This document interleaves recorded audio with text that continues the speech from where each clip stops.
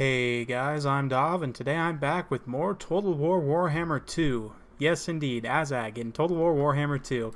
So there's a mod on the workshop currently that'll allow you to play as the Old World factions.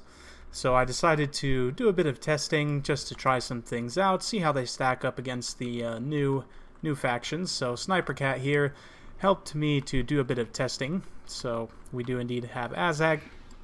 The mod doesn't add a lot of the DLC units. And other things, no regiments of renown or anything like that, just the basic stuff. So we've got some Black Orcs here, wanting to test them up against some elite High Elf infantry. We've also got some Borbigans and other things to test. But first up, we're going to be testing these Black Orcs up against Swordmasters of Hoeth. The Swordmasters of Hoeth are quite a bit more expensive, coming in at 1,300. And the Black Orcs are 1,100, so definitely you would expect the Swordmasters of Hoeth to win fairly decisively here. But let's see how that goes. Just a note, in these tests, I am going to be popping WOG periodically, once per engagement, just because the Greenskin stats are balanced around WOG. Like, for example, let's have a look as these guys fight, so you guys can get in on some of this cinematic action. Black Orcs have 34 attack and 24 defense, which is a bit lower than what you would expect their melee attack to be. A lot of Greenskin units are balanced around WOG. They have a little bit lower melee attack than maybe what you would expect. But with that WOG, of course, it gives them a huge damage spike. So we'll be popping that now. And you can see a plus 44 melee attack. It has gone down from plus 52, I think it was before, to plus 44. So it's a bit of a nerf, but still gives a huge damage bonus. But you can see here the Swordmasters of Hoeth are winning fairly well. The reason I wanted to do two different engagements is you can see here this unit is losing very decisively, whereas this unit of Black Orcs is not losing quite as bad. They're definitely, they're definitely holding things together. So with that WOG, they kind of even things out a little bit, but now that that's over, it's going to start going back in the Swordmaster's favor. Of course, the martial mastery that these guys have has dropped off now, meaning they're down to their base stats, but still 46 attack and 38 defense. We did also have this on the ultra unit sizes, which I meant to change beforehand, but totally forgot, so that's okay. It will affect some of the spell scaling. I'm going to be testing out Fate of Yuna here in just a moment, but yeah, we'll just eat up some more of this cinematic goodness. And man, I just love Black Orcs in the yellow armor. I've seen a few tabletop armies painted in this scheme, and it looks really nice. Just absolutely gorgeous. But yep, one unit of Black Orcs routes, so definitely what I expected to see. This unit of Black Orcs did quite a bit better, and it's actually very, very close between the two units at this point. But this other unit, the Black Orcs, definitely lost, but still I would say that's a cost-effective trade, all things considered. Swordmaster of Hoeth did gain an XP chevron from that, so very nice for them. We'll go ahead and fast forward through the end of this bit here. But these Black Orcs are going to lose out, but just barely. This fight was a lot closer, and that was definitely cost-effective for the Black Orcs. So we've learned then that Swordmasters of Hoeth definitely better than Black Orcs, which is to be expected. But Black Orcs are still going to be a very useful unit, I think, against the High Elves. We're going to next test White Lions of Trace, which we both expected to lose to Black Orcs. Of course, Black Orcs are substantially more expensive, coming in at 1,100, whereas White Lions are only 800, but still, we wanted to see if the White Lions were able to do some decent damage in return, and just kind of how this fight would fare overall. You can see they're actually trading pretty evenly at the start. On the charge there, they are actually trading almost 1-to-1. You can see both units going in and out of losing and winning. It's a very even trade so far. Let's go ahead and fast forward for just a moment. Yeah. Go ahead and fast forward. Watch as these guys hack it away at each other. You can see the WOG going off there, giving a nice damage spike. And yeah, now the Black Orcs are starting to pull ahead more decisively with that WOG. And yeah, they definitely are going to win this engagement here. But it will be a pretty cost-effective trade for the White Lions. Both the Black Orcs, well, I don't know if that's super cost-effective. I think it's more on the Black Orcs side on that one. But we're going to next bring up some Phoenix Guard, test out the big boys here.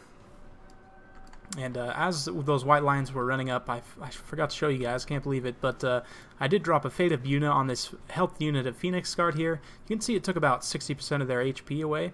They're down to 4680 out of 8,000, so some decent damage there. Fate of Yuna, of course, is still going to be a very strong spell, and a unit like Phoenix Guard are going to be a perfect target for it.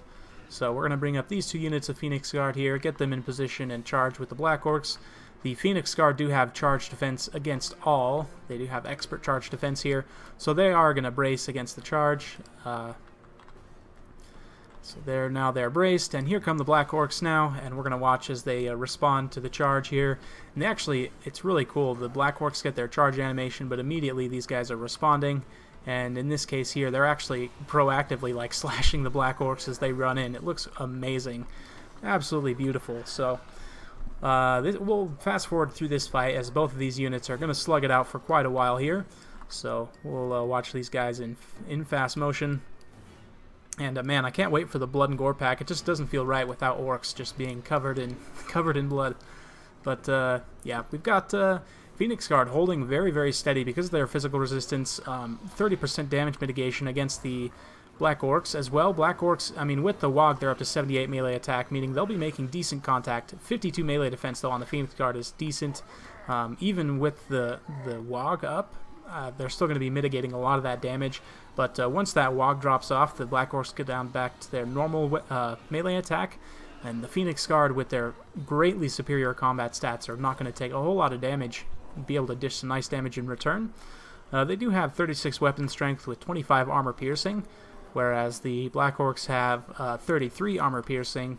So more weapon strength to the Black Orcs, but the combat stats are definitely in favor of the Phoenix Guard. So we'll go ahead and fast forward through the end of this engagement here.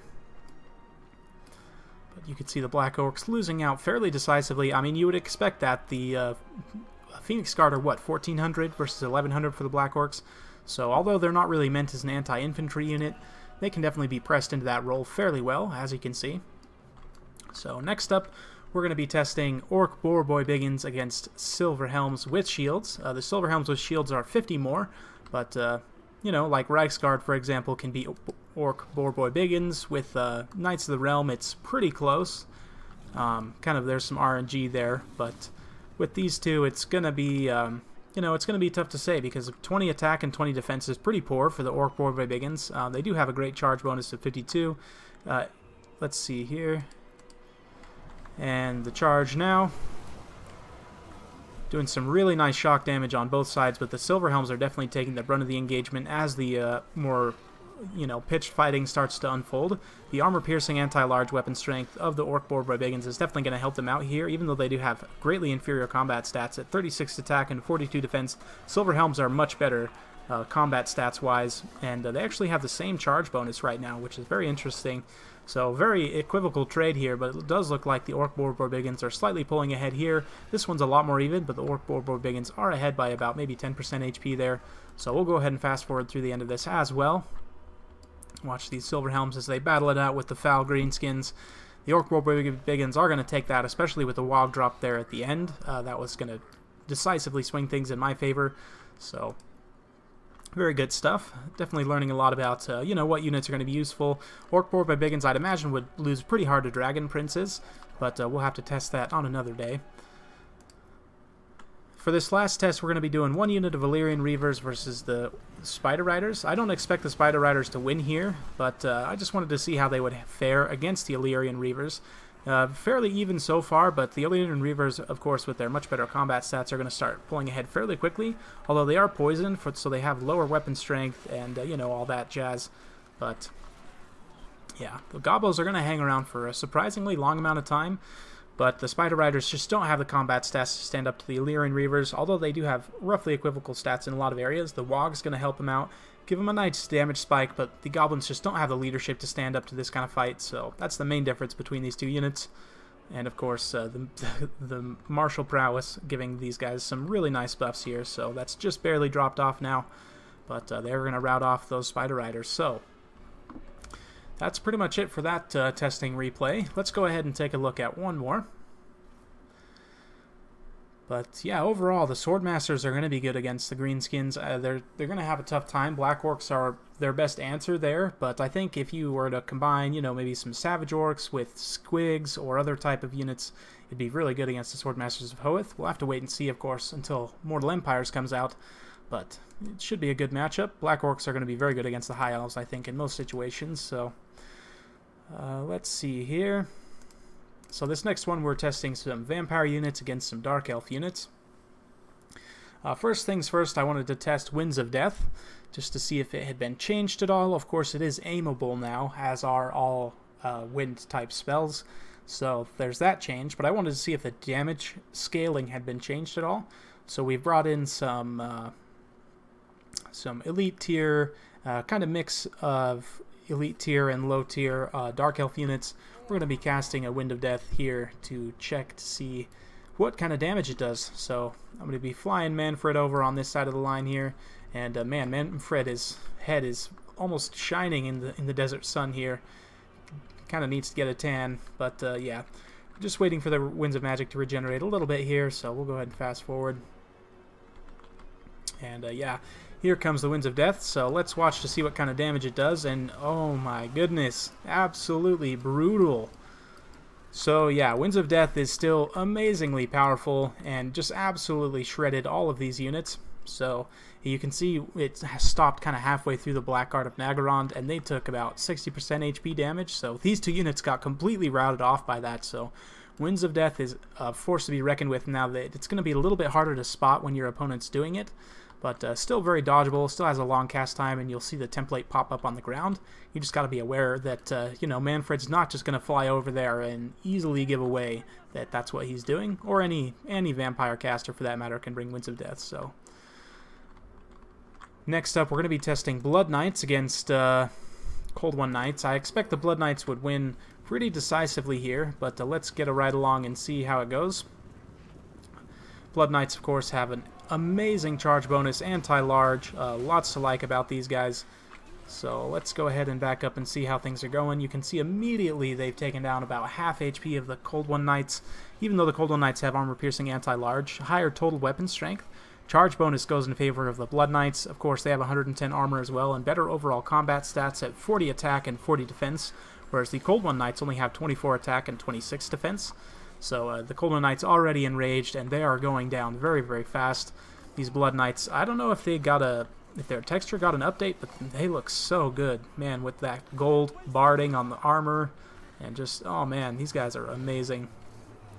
One of my favorite units from the old world, and they're going to be a terror for most of the New World factions. So we pretty decisively beat that one, and I was like, hey, I'm going to pop an Invocation of Nehek, and we're just going to charge this other unit to see if we can take it out after having already been damaged. So going to get another charge onto this healthy unit of Cold One Knights here. And the tail of the tape's largely going to be the same. They've taken a lot of damage on the charge, but you can see the Blood Knights are very quickly turning that around on the Cold One Knights and just putting them down hardcore. So Blood Knights are going to be good against the Dark Elves for sure, because they don't really have any cavalry that can respond on this level. I would need to try the Cold One Dread Knights. I haven't really tried them out too much, but I guess we could see how they do up against Blood Knights on another time. But yeah, they're going to have a hard time. I mean, granted, a Hydra is going to be hard for the vampires to deal with because it's a big regenerating monster. The Flame Breath is going to be great as well against things like Crypt Horrors, so yeah, we'll have to wait and see. It's going to be a very interesting matchup, Vampires against Dark Elves. It's one I'm really looking forward to. Vampires are going to have a really tough time against the Lizardmen, but the other matchups are going to be very close for them, I feel. So, next up, we're going to be testing Graveguard up against Black Ark Corsairs. So, Graveguard and Black Ark Corsairs are very interesting in that they're kind of mirror of each other. They both have anti-infantry, high armor. Of course, Graveguards have shields, while Black Ark Corsairs don't. You can see Manfred and the Dread Lady up here pecking away at each other. Manfred's just trying to regenerate a bit of magic here, mostly just for fun. But yeah, we're going to get these guys charging in. And with the stats here, if we look as they clash, the Black Ark Corsairs have 41 attack and 28 defense, whereas the Graveguard have 22 attack and 36 defense. So they're kind of mirrors of each other in that they're, you know, one has high defense, low attack, one has high attack, low defense, but both have anti-infantry. Graveguard have a higher total weapon strength, but only 8 armor piercing with an 8 bonus versus infantry, whereas the Black Ark Corsairs have a 7 bonus versus infantry and 7 armor piercing. So Graveguard definitely take the cake on the weapon strength. But they've got 10 more armor as well, and they are 150 points more. So you would expect them to be able to win. Of course, in general, vampire units have worse stats than a lot of their, counterparts because they have so much effective healing. You can really keep your troops in the fight and resurrect unit models where a lot of other factions can't do that. So it makes sense that their stats would be balanced slightly lower to compensate. And you would imagine that the shambling skeleton wouldn't be quite as good as an elf who's been alive for potentially hundreds of years. But the Grave Guard are winning out here. We'll go ahead and fast forward as this is going to be a very long fight with these two high armor, low AP units. You can see the Murderous Prowess proccing off there. It's not going to help them too much, though. It does give them some really nice buffs, but it's just not going to be enough to help swing this fight back in their favor. So it's going to be very, very close. They'll trade very attritiously, and I would say that this is probably cost-effective for the Black Ark Corsairs because, again, Graveguard cost 150 more. That being said, I'm not really healing these guys too much. If I had, like, a Mortis Engine, say, or, even just dropping Invocation of the Heck, I could easily be healing these guys up and just mitigating a lot of that damage, but yeah, the Graveguard did end up winning out there, so Black Ark Corsairs are going to be great against things like Skeletons, Crypt Ghouls, other low armor kind of fodder units. They are going to struggle, I think, against the higher tier vampire units.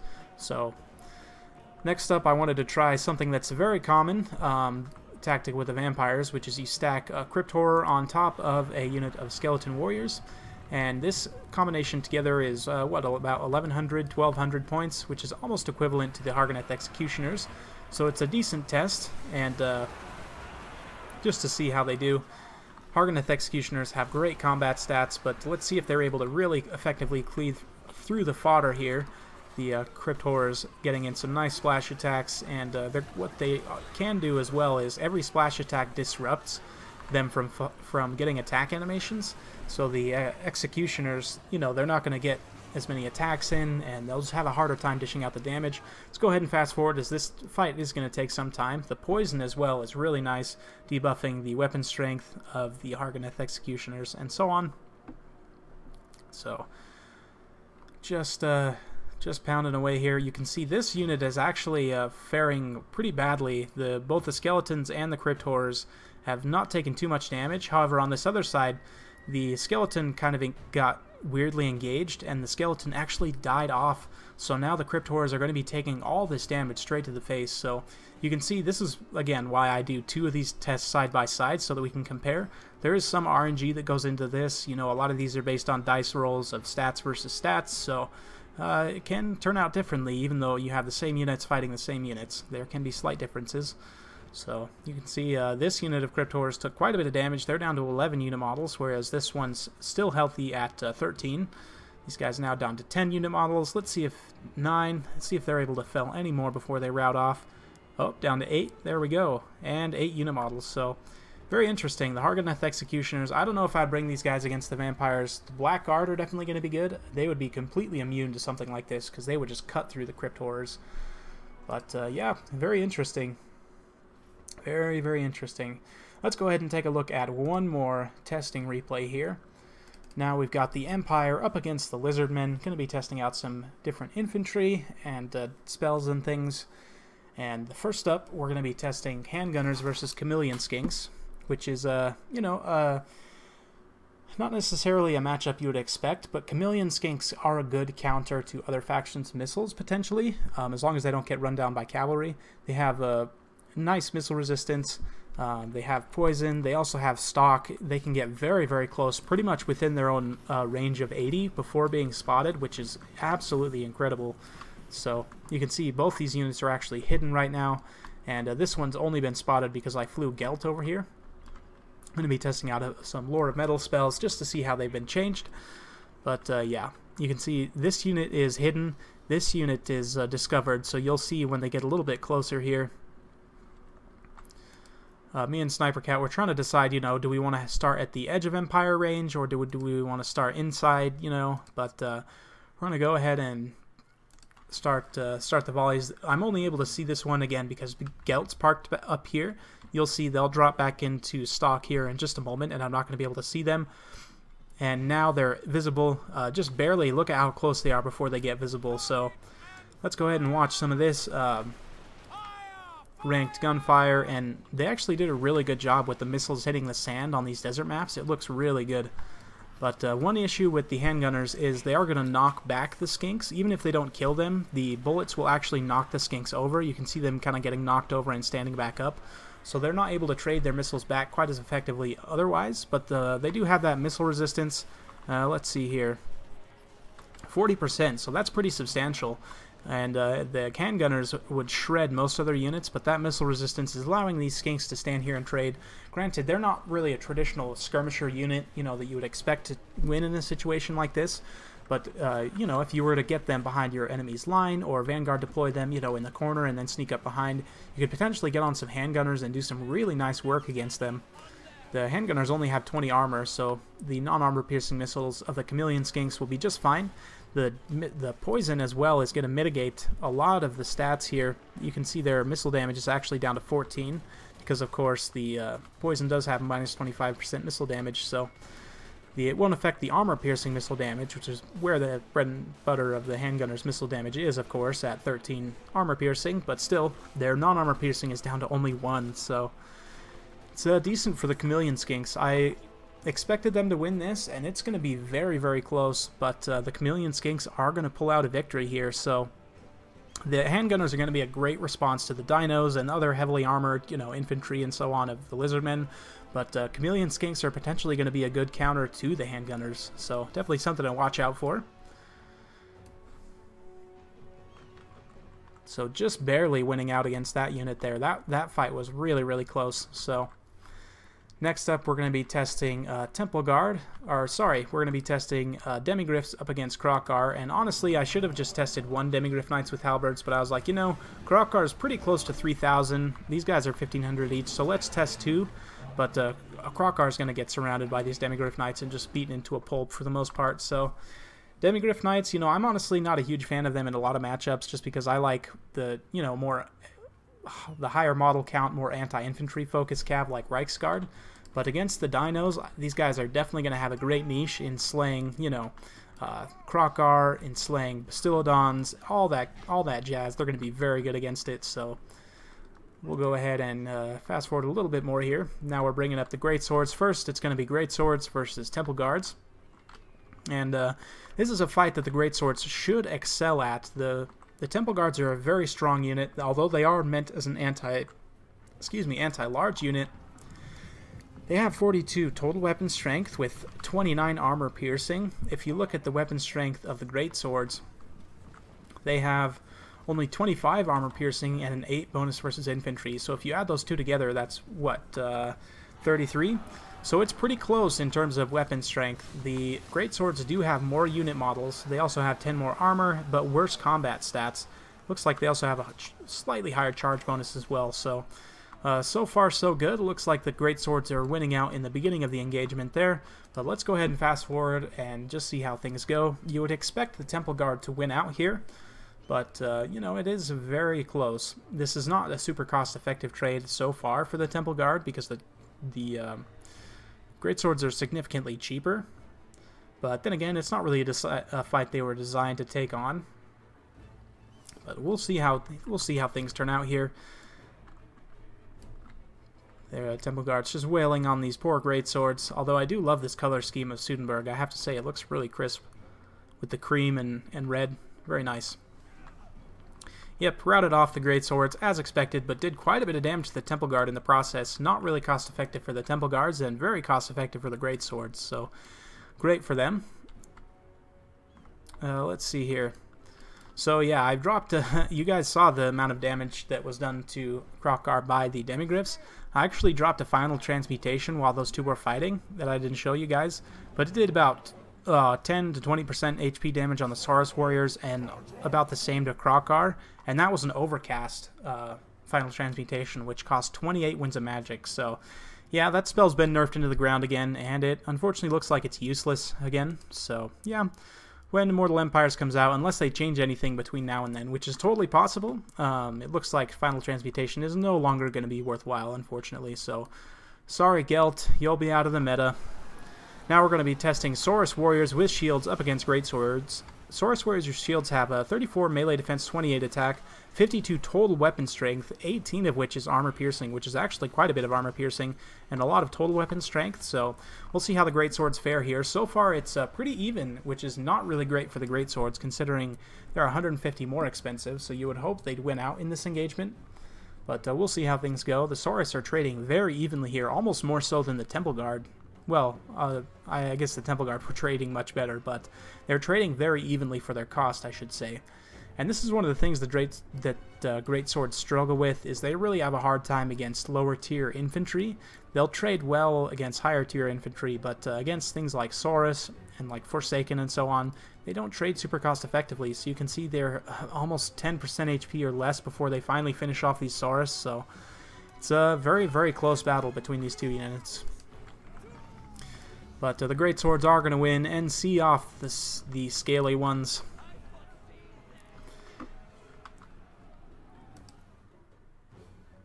And that's pretty much going to be it. I decided to pop again his Golden Hounds here. It didn't do too much either.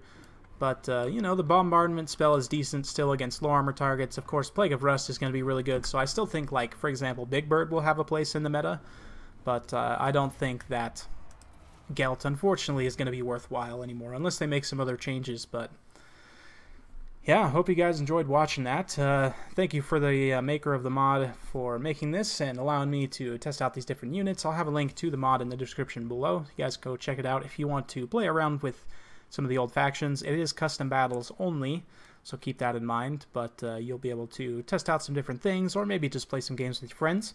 So hope you guys enjoyed watching. If you like this kind of content, like and subscribe. I'll be keeping it coming with more Total War Warhammer content every single day, so stay tuned for more, and we'll see you next time.